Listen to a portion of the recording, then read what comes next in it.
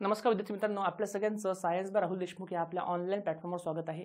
मित्रांनो, आता आपला आज यूट्यूबचा जो आपला व्हिडिओ आहे याच्यामध्ये आपल्याला DNA RNA विषयी माहिती पाहिजे आहे. राज्यसेवेला DNA RNA संबंधी प्रश्न विचारला होता, कंबाईनला सुद्धा याच्यावर प्रश्न येतात आणि सगळ्या परीक्षांमध्ये प्रश्न याच्यावर असतात. ठीक आहे. जनरली बघा, जो आपला DNA RNA टॉपिक आहे बघा, DNA आणि RNA.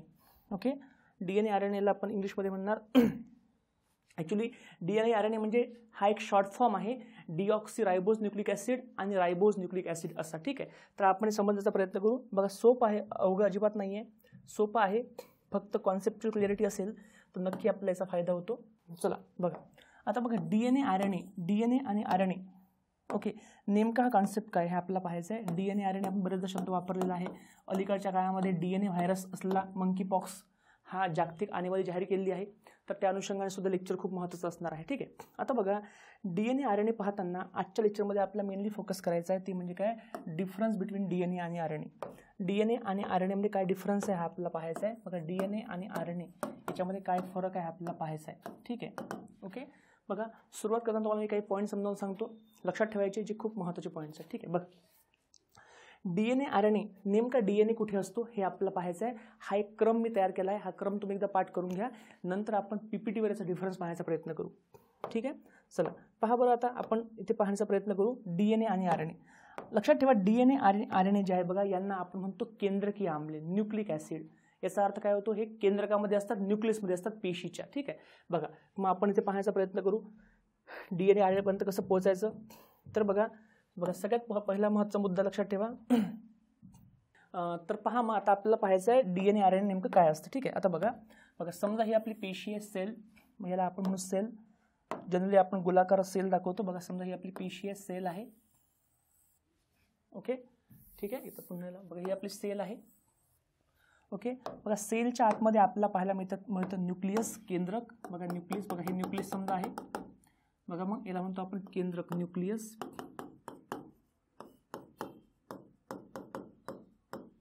ओके, आता लक्षात ठेवा, या केंद्रकाच्या आतमध्ये, या न्यूक्लियसच्या आतमध्ये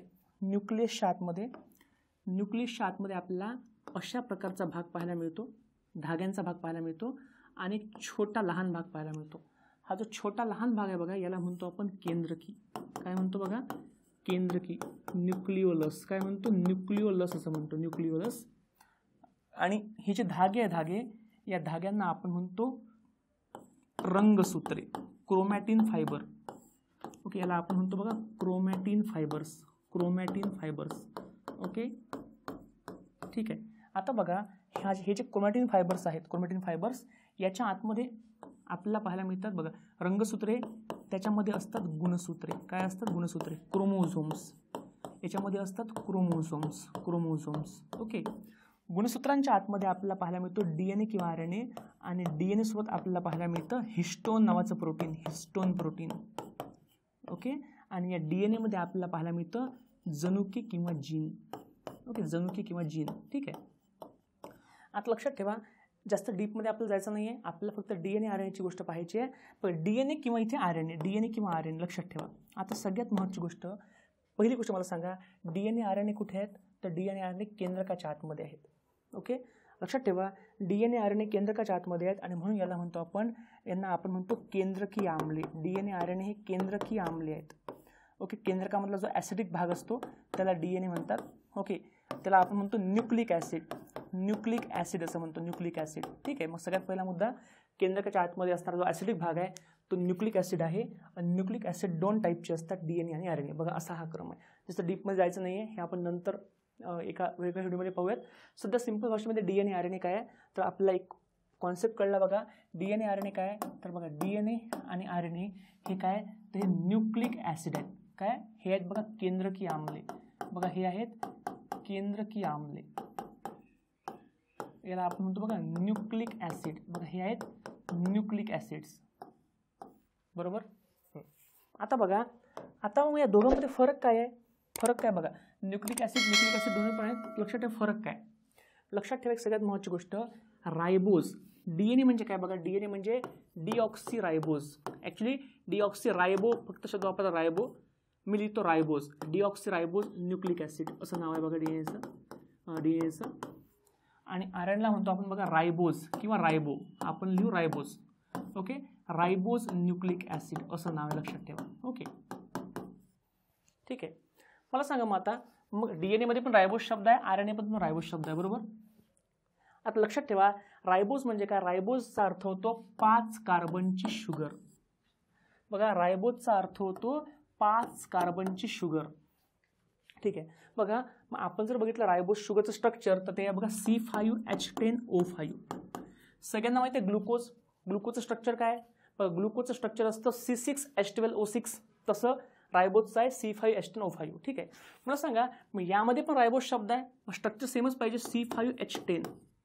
पण आता लक्षात ठेवा, हा रायबोज आहे, ऑक्सिजन 5 आहे, पण हा शब्द आहे डिऑक्सी. डिऑक्सी म्हणजे काय? एक ऑक्सिजन कमी. याचा अर्थ रायबोजमध्ये ऑक्सिजन 5 आहे, मात्र ते DNA मध्ये किती असले पाहिजे? 4. बघा, मग सगळ्यात पहिला बेसिक फरक आहे DNA RNA मधला शुगरचा फरक आहे. शुगरचा DNA मध्ये शुगर आपल्याला पाहायला मिळते C5H10O4 स्ट्रक्चरची, आणि RNA मध्ये पाहायला मिळते C5H10O5 स्ट्रक्चरची. लक्षात ठेवा, खूप खूप महत्त्वाचा पार्ट आहे. ओके, खूप महत्त्वाचा पार्ट लक्षात ठेवा. व्हेरी व्हेरी इम्पॉर्टंट पॉईंट लक्षात ठेवा. हा DNA RNA मधला सगळ्यात महत्त्वाचा फरक आहे. आता बघा, आता DNA आणि RNA मधला पुढला मेन फरक लक्षात ठेवा. हा जो DNA जनरली हा फक्त आपल्याला केंद्रकामध्ये पाहायला मिळतो, हा न्यूक्लियसमध्ये पाहायला मिळतो. RNA हा न्यूक्लियसमध्ये आहेच, हा केंद्रकामध्ये आहेच. ओके, पण यासोबत हा पेशीद्रव्य सेल सायटोप्लाझममध्ये सुद्धा पाहायला मिळतो. लक्षात ठेवा, आपण आता स्ट्रक्चर पाडलं होतं, लक्षात ठेवा, हे स्ट्रक्चर आपण पाहिलं होतं. मग याच्यामध्ये या केंद्रकामध्ये DNA पण आहे, RNA पण आहे. ओके, मात्र हा जो RNA या केंद्रकामध्ये या छिद्रामार्फत बाहेर पडतो. ओके, आणि या ठिकाणी हा रायबोझोमपर्यंत पोहोचतो प्रोटीन तयार करण्यासाठी. ठीक आहे, म्हणजे याचा अर्थ RNA आतमध्ये पण आहे, केंद्रकाच्या बाहेर सुद्धा आहे. बघा, हा मेन फरक आहे. आता बघा, DNA केंद्रकामध्ये आहे, लक्षात ठेवा, पण याला अपवाद आहे. याला 2 गोष्टी अपवाद आहे. बघा, सगळ्यात पहिली गोष्ट बघा, मायटोकॉन्ड्रिया म्हणजे तंतुकणिका. मायटोकॉन्ड्रिया म्हणजे तंतुकणिका, ज्यांना म्हणतो प्राणीपेशींचे ऊर्जा केंद्र. आणि बघा, क्लोरोप्लास्ट. ओके, क्लोरोप्लास्ट हरितलवके, ज्यांना आपण म्हणतो वनस्पतीचं ऊर्जा केंद्र. यांना आपला सेपरेट DNA असतो, जे केंद्रकाच्या बाहेर असतात. म्हणजे बघा, DNA केंद्रकाच्या आतमध्ये आहे, मात्र याला एक्सेप्शन आहे, याला अपवाद आहे. बघा, मायटोकॉन्ड्रिया आणि क्लोरोप्लास्ट. लक्षात राहील सगळ्यांच्या? ओके, बघा, हा एक बेसिक मुद्दा आहे. आणि आता बघा, आता आपण डिफरन्स करण्याचा प्रयत्न करू. आपल्याकडे चार्ट ऑलरेडी आहे, आपल्याकडे ऑलरेडी चार्ट तयार केलेला आहे डिफरन्सचा, त्याच्यामुळे आपल्याला बाकी जास्त पाहण्याची गरज नाही. हा चार्ट आपण समजून घेण्याचा प्रयत्न करू. ठीक आहे. आता बघा, हा चार्ट पाहण्याच्या आधी बघा, एक गोष्ट खूप महत्त्वाची आहे. बघा, ती म्हणजे काय? DNA RNA मध्ये बघा, DNA RNA मध्ये आपल्याला पाहायला मिळतात 4 प्रकारचे नायट्रोजन गट. लक्षात ठेवा, 4 प्रकारचे नायट्रोजन गट आपल्याला DNA RNA मध्ये पाहायला मिळतात. बघा, नायट्रोजन बेसेस 4 प्रकारचे असतात, DNA मध्ये पण आहे, RNA मध्ये पण आहे. बघा, एकूण 4 आहेत. DNA RNA मध्ये पहिले 3 कॉमन असतात, शेवटचा वेगळा असतो. ठीक आहे. बघा, मग ॲडेनाइन, ग्वानाइन, सायटोसिल, थायमिन.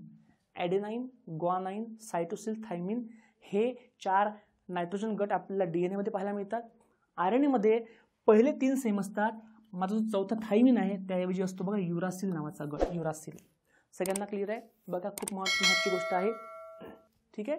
आता बघा, तो याची ट्रिक सांगतो. ट्रिक काय? बघा, सिंपल ट्रिक कशी आहे बघा. समजा आपली आई आहे.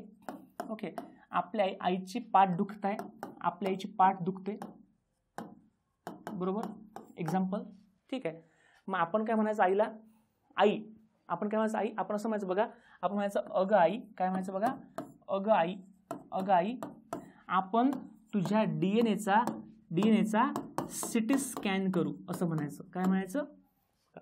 ॲक्च्युली डीएनएचा सिटी स्कॅन शक्य आहे का? शक्य नाही, पण ट्रिक आहे बघा. बघा, काय म्हणायचं? अगं आई, डीएनएचा सिटी स्कॅन आपण करू तुझ्या.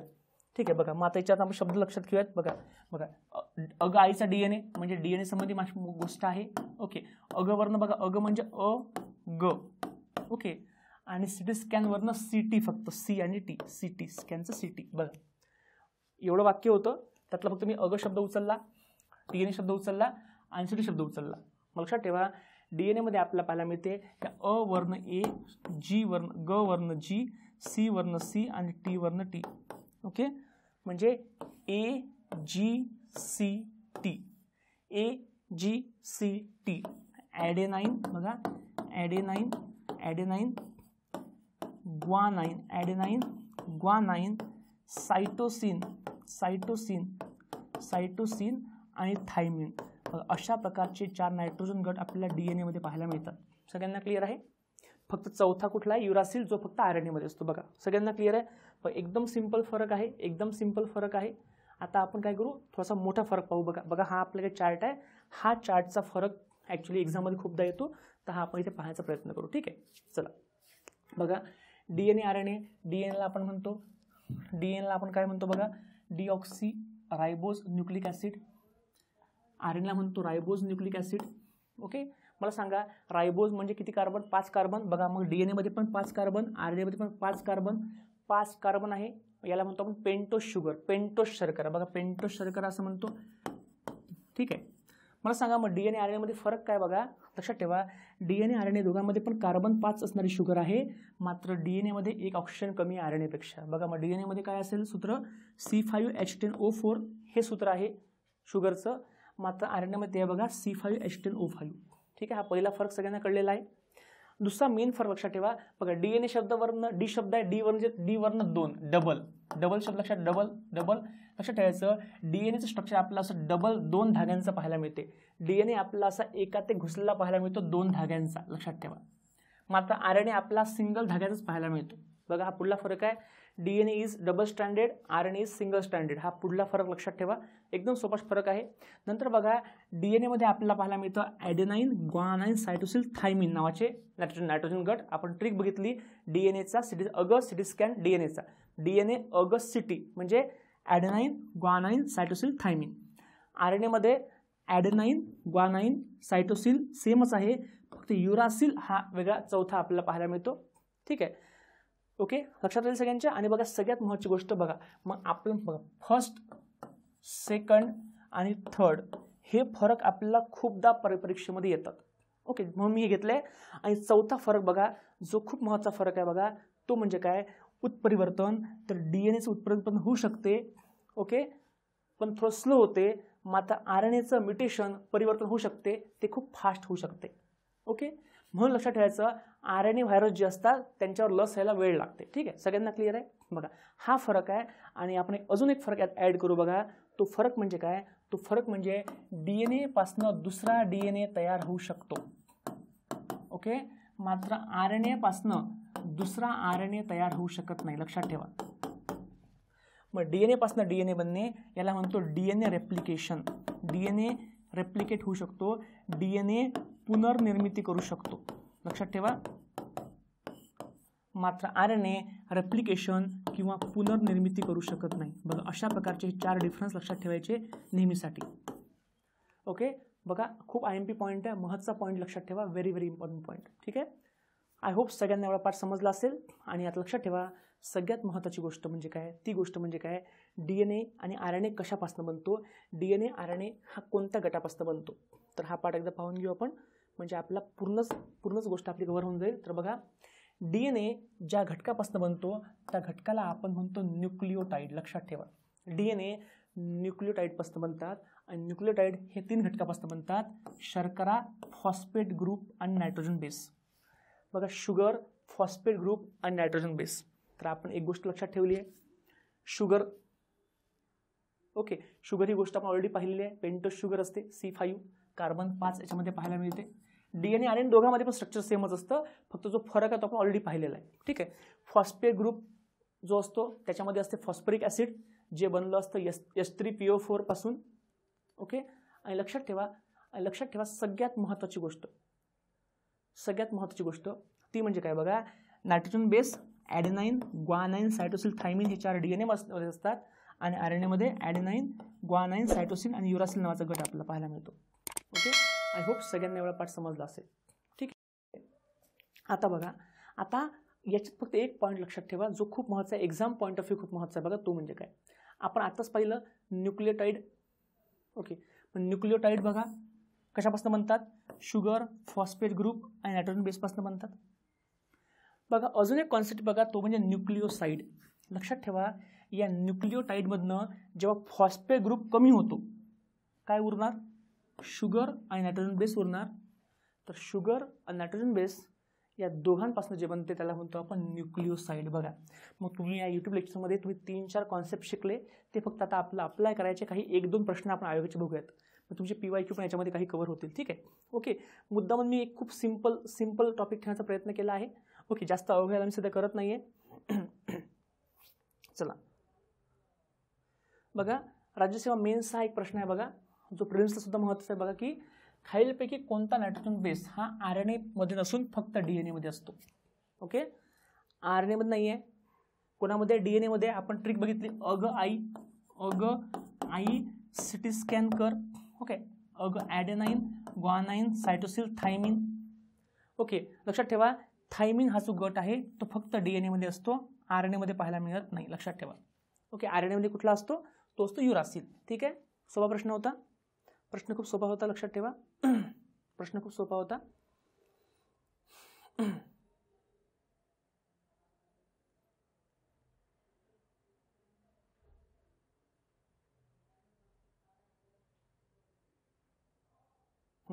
बघा, आता हा प्रश्न मला घ्यायचा होता ॲक्च्युअली. बघा, हा पुन्हा प्रश्न राज्याचा मुख्य प्रश्न विचारला होता ॲक्च्युअली हा, पण हे प्रश्न कंबाईनला सुद्धा आले आहेत. तुम्हाला एक्साइजला प्रश्न विचारला होता की DNAचं स्ट्रक्चर कसं आहे, दुहेरी की तिहेरी, कोणती शुगर आहे. ठीक आहे, तर बघा हा प्रश्न एक आहे बघा, की खालील दिलेल्या पर्यायापैकी न्यूक्लिओसाइडचे कुठले घटक नसतात. न्यूक्लिओसाइडचे कुठले घटक नसतात. तर आपण पाहिलं न्यूक्लिओटाइड म्हणजे काय. बघा, आपण पाहिलं न्यूक्लिओटाइड याच्यामध्ये असते sugar, phosphate group, nitrogen base. Okay, nucleoside म्हणजे काय, ज्यात फक्त शुगर आहे आणि नायट्रोजन बेस आहे. ठीक आहे, आपल्याला विचारलं यांचे कुठले घटक नसतात. मला सांगा, शुगर हा गट आहे, नायट्रोजन हा गट आहे, बरोबर. मग कुठले घटक नसतात, तर याच्यामध्ये शुगर आणि नायट्रोजन गट हा यायला पाहिजे का, यायला नाही पाहिजे. म्हणजे ब आणि क यायला नको. ब आणि क यायला नको, तर ऑप्शन आपलं सेकंड, फोर्थ आणि थर्ड कट होऊन जाईल. उत्तर आहे बघा 1. ओके, तर बघा न्यूक्लिओसाइडमध्ये कुठले घटक नसतात, तर फॉस्फेट 100% नसतो. मॅग्नेशियम आपल्याला माहीत नव्हतं तरी पण ऑप्शन आपलं कट झालं. ठीक आहे, बघा अशा प्रकारे हा खूप जास्त महत्त्वाचा मुद्दा आहे. लक्षात ठेवा, बायोटेक्नॉलॉजीवर आपल्याला खूप सारे प्रश्न विचारलेले आहेत. ओके, ॲप्लिकेशनवर. म्हणून मी तुम्हाला एकदम बेसिक मुद्दा या ठिकाणी तुम्हाला शिकवला. तुम्हाला आता बेसिक मुद्दा मी का शिकवला ॲक्च्युली, कारण बघा तुम्हाला अशा प्रकारचे हार्ड लेवलचे प्रश्न विचारलेले आहेत कंबाईनमध्ये. बघा, गट बचा प्रश्न आहे बघा, की कोणते कोडॉन जे आहेत, कोणत्या कोडॉनमुळे प्रोटीनची साखळी तुटते. स्टॉप कोडॉन आणि स्टार्ट कोडॉनचा प्रश्न होता. जोपर्यंत बेसिक नॉलेज नसते तोपर्यंत येणार नाही. मी पुढे घेणार आहे, याचं उत्तर बघा 3 आहे, पण सध्या आपल्याला पाहायचं नाही. ओके, बघा, राज्यसेवेने अजून एक प्रश्न विचारला होता बघा. तो प्रश्न म्हणजे हा, की कोणता RNA प्रोटीन सिंथेसिसमध्ये महत्त्वाची भूमिका पार पाडतो. आपल्याला DNA RNAच माहीत नाही, तर हे येणार का नाही. म्हणून मी बेसिक आज व्हिडिओ घेतला. यामध्ये मी आणखी ॲडव्हान्सचा व्हिडिओ पुढे घेईल. आपली रजिस्टर आता पुढे गेली आहे. भरपूर व्हिडिओ यूट्यूबला मी घेणार आहे आणि संभाव्य प्रश्नसुद्धा मी घेणार आहे. ठीक आहे, चला याचं उत्तर बघा. याचं ॲक्च्युअल उत्तर एक आहे. हे कसं आपण नंतर पाहूयात. ठीक आहे, आय होप तुम्हाला DNA RNAचा फरक बऱ्यापैकी 4-5 फरक लक्षात राहिले असतील, ट्रिक पण कळली असेल. ठीक आहे मित्रांनो, आपल्या ॲपला राज्यसेवेची PYQ बॅच आहे, वन डे रिव्हिजन बॅच आहे, मोठी बॅचसुद्धा आहे, कंबाईनचे पण सेमच बॅचेस आहेत. याचा फायदा घ्या, वेळ खूप मिळालेला आहे, नक्की तुम्हाला एक्झाममध्ये याचा फायदा होईल. ठीक आहे, चला थांबूया. थँक्यू व्हेरी मच, धन्यवाद.